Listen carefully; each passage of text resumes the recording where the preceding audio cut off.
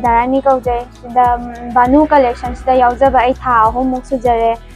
chichena tambibadagi aije hana zero knowledge da lakjabane karim haide machine fiber phau haijarakte do hojik phauda hairije ai furit tuba yam thina fazana tuba ngamjare isana turaga isagi furit lichaba ngame ado kakpasu dum haire thau sida yamna fazana luna nana takpi complete oina hayanba chum ngame aigi ming thi bala kawe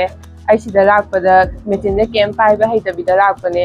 ado ai sida lakpada tha ama phare tene yam fazana takpi sida lakpada ge yam haigatle furit tuba jungamme hojikti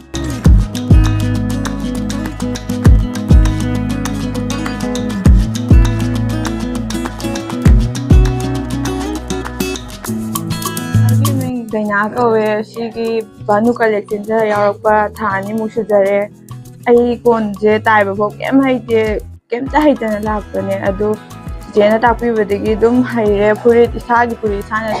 tujaraga dum dipangam jare dum haire dagi atopa furit de dress kuma kai kai do